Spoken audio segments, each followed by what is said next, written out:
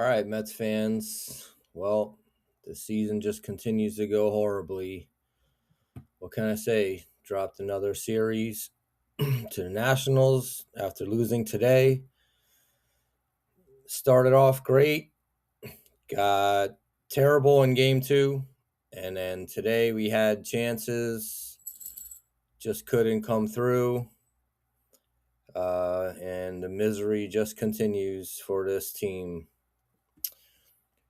But, as bad as it's been, I committed myself to continue this journey of documenting the 2026 season. And through good and bad, I'm gonna keep it going. So, all right, let's look back at this series, see what went wrong, what went right. After 31 games now, the Mets are 10-21, which is pathetic. One of the worst stretches I can recall.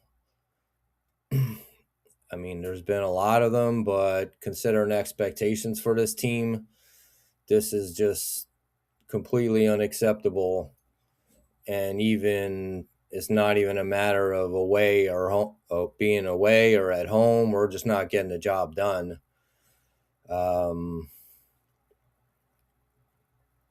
Just terrible. I mean, obviously the 12-game losing streak was a big part of this, but even now that we've won a few games, it's not happening for this team.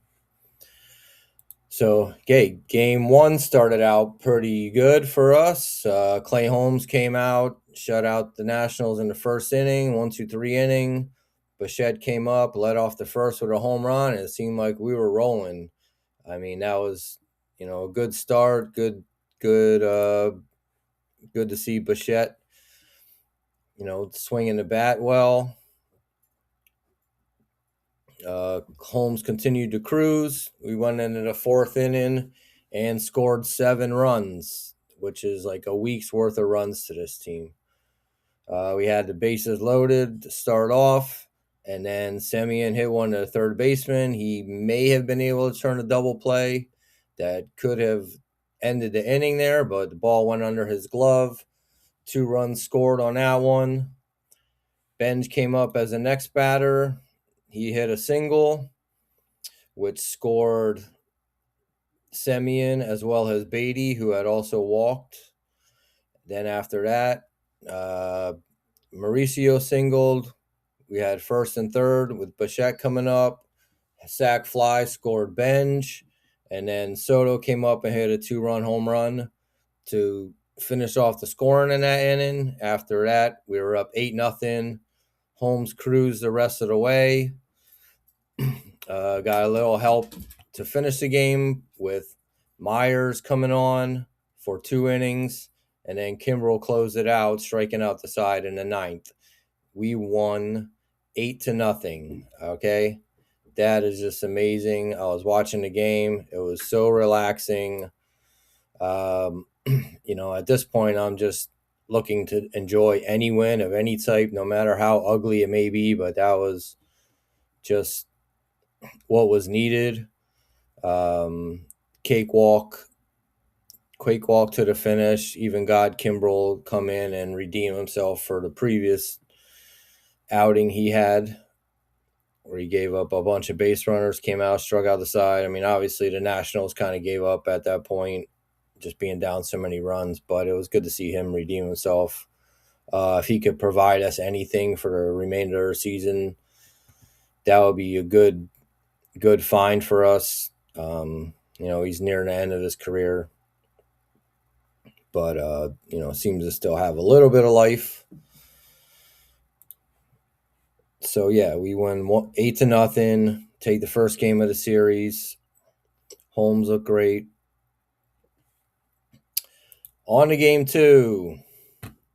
David Peterson, back in the starting rotation. He allowed 2 runs in the first inning on 3 singles and a passed ball. Down 2-0 early. Soto comes up in the third, hits a solo home run. And Peterson comes back out in the fourth, allows 2 more runs, and he was removed after he loaded the bases and then proceeded to walk Wood, where he was up in the count, no balls and 2 strikes, came back and walked him. Peterson was pulled. Bring in Manaea.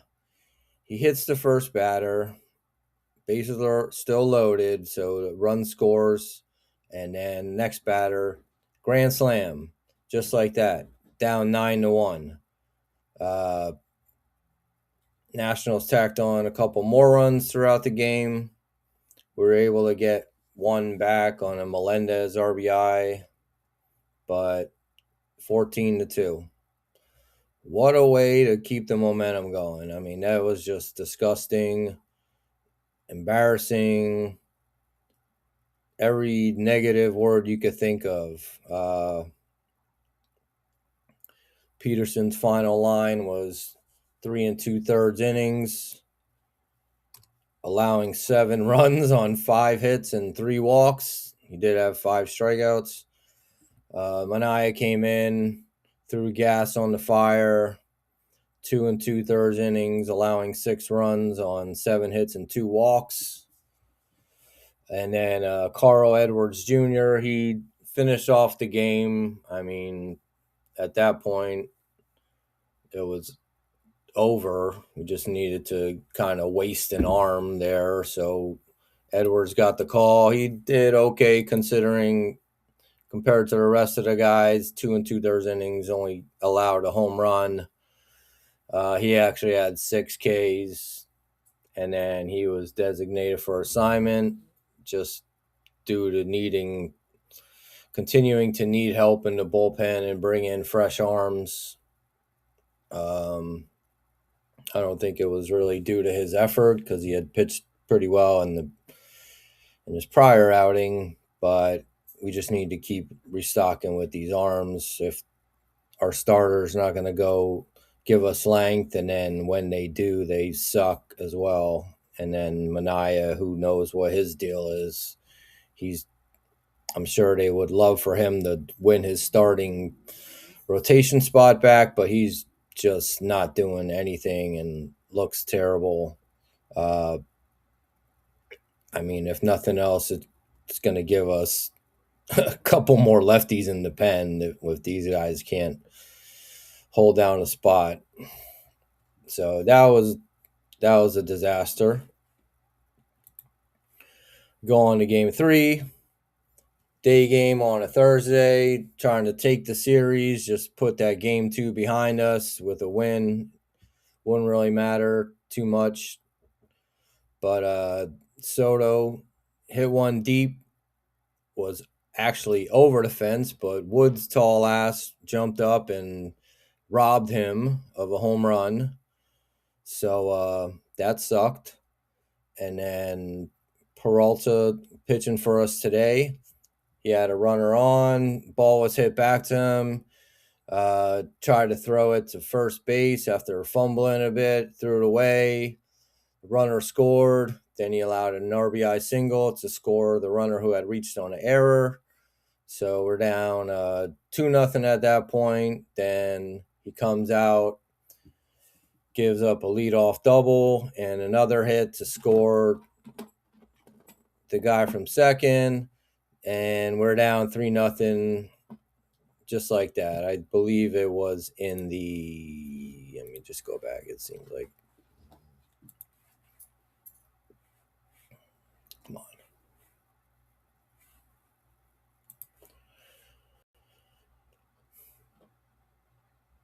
That was after 3 innings. So the bottom of the third, Melendez comes up with 2 guys on, hits a 3-run home run, ties the game. We're cruising at that point, trying to get some,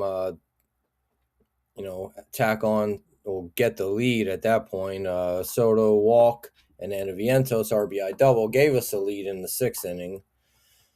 But then Weaver came on in the 8th after Raley got through the 7th. Weaver came on the 8th, allowed a 2-run home run to Abrams, put the Nats back up 5-4. We couldn't score after that. We had leadoff runners in the 6th, 7th, and 8th inning. And then also had Alvarez hit a 2-out double in the 9th, but we couldn't get him in, even just to tie the game. That robbery of a home run by Soto, it was just a sign of how this season's gone already. He also robbed another potential hit by Bichette, hit one down the right field line. This guy just laid out and robbed him. I think it would have been a double at that point, but this is like the type of stuff that happens when the teams when it's just not on our side. Luck's not on our side. Everything's going against us, and the things we can control, we're not doing it. So just leads to the record that we have right now. Peralta, other than the error that he had, did okay. 6 innings, only allowed 1 earned run, but it was 3 total runs, 6 strikeouts, 4 hits, and 3 walks. He's out there trying to do his part just to keep the team in the ball game. Figuring, we're probably not going to score too many runs. Even the game 1 explosion we had was only allowed to happen because of an error, and we just happened to continue pouring it on in that inning. So it's not like we came out and just kicked the shit out of them. That was bad. So yeah, we dropped 2 out of 3 to the Nationals, a team we should beat. Like I previewed this, they're a good run scoring team. Pitching leaves a lot to be desired. We saw it in the first game. We were able to take advantage of their pitching.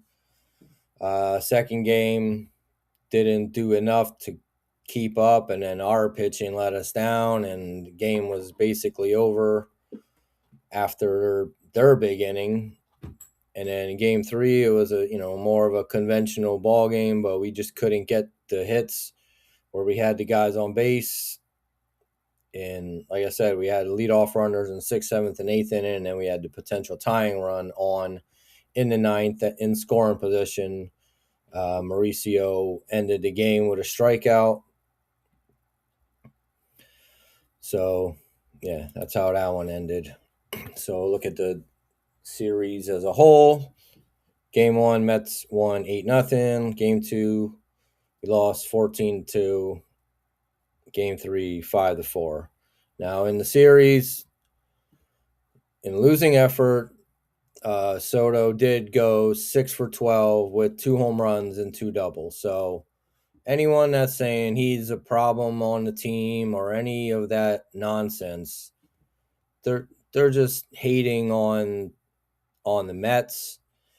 And if you're a Mets fan saying that, you're just a fucking moron, because you're obviously not watching the game. You see this guy is like the best player, obviously the best player on the team, but he's the best player on the field. I mean, you just see in his at-bats how he controls the strike zone and just has a plan up there, knows what he's doing, and just knocks the shit out of the ball, even on the outs that he makes. It's if anyone's saying that, I don't really know what you're thinking. Like I don't know. Like I see a lot of this on other social media platforms where people are like, yeah, Soto's the problem. Like, shut up. Like, this is ridiculous. I don't know what you're saying.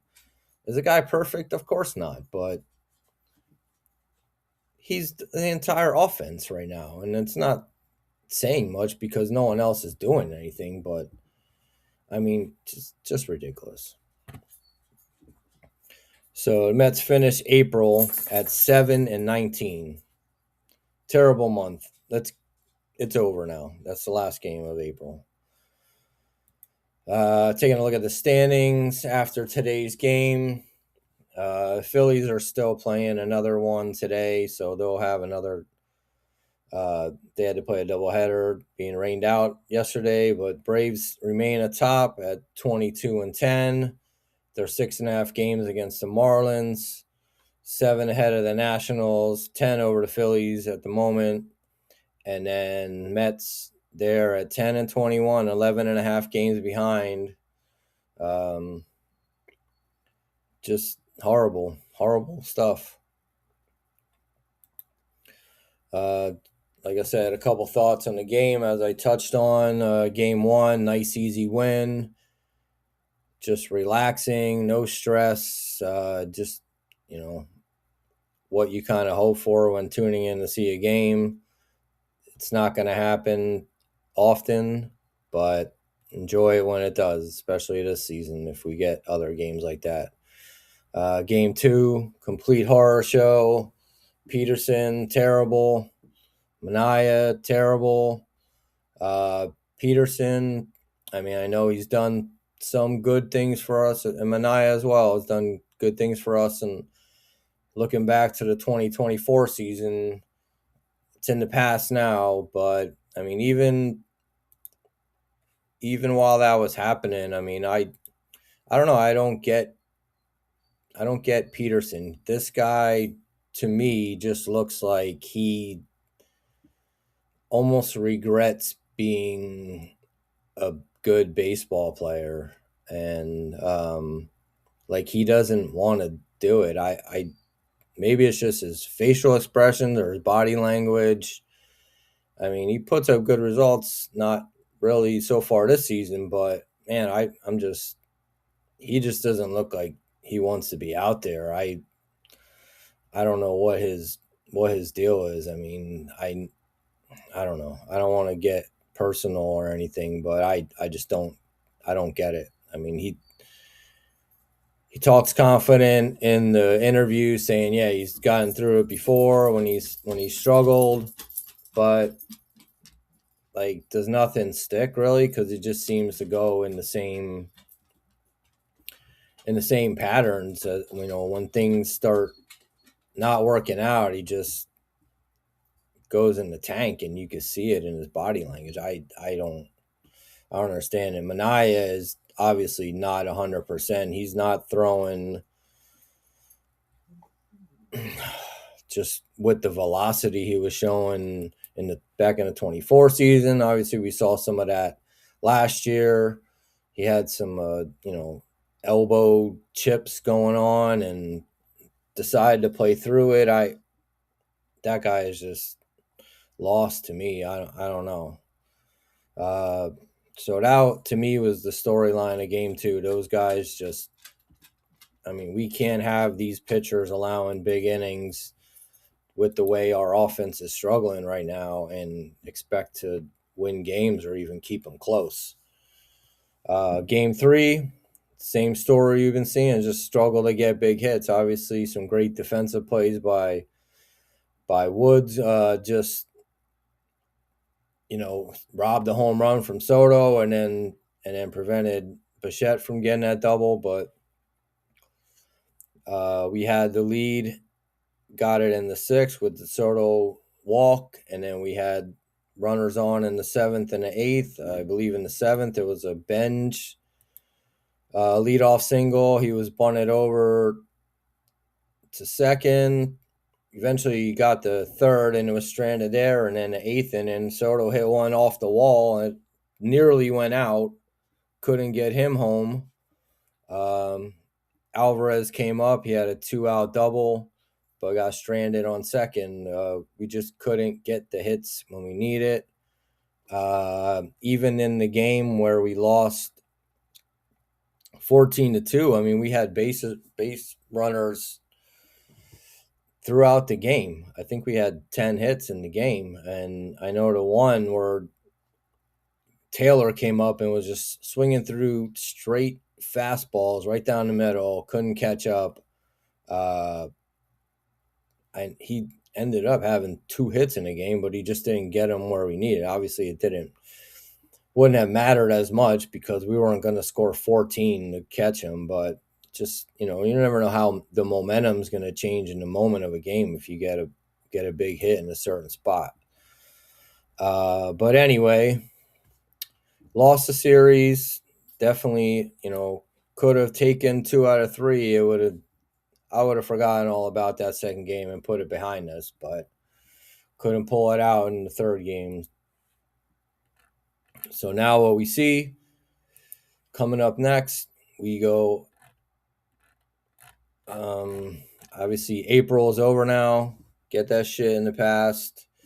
We go out to LA to play the Angels starting tomorrow night. 3 games out there. Then we hit Colorado for 3. I mean, normally would think that's a winnable series, but they embarrassed us just last weekend, sweeping us. And then we play Arizona. So 9 games on the road in a row. I don't know. Maybe they just need to get away again, figure out what the team's identity is, figure out how to hit again. This is horrible. I don't even really understand what's happening. I mean, it's all facets of the team that are coming up short in one way or another. And then we saw also with Robert going on the DL with some kind of lower back injury. He might be out for a while if he comes back at all, just knowing his history. Yeah, this is not looking good at all. I'm not going to sugarcoat it or make excuses. I wouldn't be surprised if this got the manager fired, whether he deserves it or not. Sometimes a message just needs to be sent to the players that, hey, you could like the manager, but what is the point what is the point in continuing with him if he's not getting the team ready to play or saying the right things? Or I don't even know. I don't know if it's going to turn. I don't know if it's like the magic button, the push that's going to turn the season around, and I seriously doubt it as well. But at this point, it's like, just try something differently. I don't know. I mentioned in another video, and if they're going to make that move, I would like to see them bring Beltran down, see what he could do, if at least, see what he can, see what he has as a manager, or maybe, like almost like a trial for him to continue as our manager after the season. We all know he was named manager a couple years back, and then all that other stuff from his past with the Astros came back, and they decided to go in a different direction to avoid all that. But I'm assuming he still wants to manage. If we're going to make that move, do it. I don't really blame Mendoza at this point, but really we just need to do something differently. So yeah, we'll see how it goes. I'm still going to be paying attention to the team. I've been a fan for over 40 years. I'm not just going to stop because of some shitty month. When expectations are high, I'm still going to follow the team because you know what? I'm going to be a fan next year as well. So I want to see what direction this team's heading. I don't want to get my news from stupid people on the internet and things like that. That's why I make it a point to follow the team, either watching the games live or go back and watch the replays or the condensed version of the games. I'm hoping you guys are doing that yourself. And it's hard to deny right now that the team sucks. At least the results suck. But I don't know. Hey, just keep your head up. It's only baseball. But I'm going to keep doing what I'm doing, following the team. Hopefully someone watches these videos and can relate to it, has some comments, wants to chit-chat a little bit, talk about what's really happening with the team. I obviously get emotional during the games. This whole losing month is bothering me. I'm not going to deny that, act like I'm completely objective to, something I love doing. But, more than anything, I just want to know the truth, know what's really happening on the field, and talk about it with, fellow Mets fans, or, anyone that wants to shoot the shit. So, hey, tune in next time. And I'm going to tell some more stories about just my entire life as being a Mets fan. A lot of lows, but, a couple cool stories.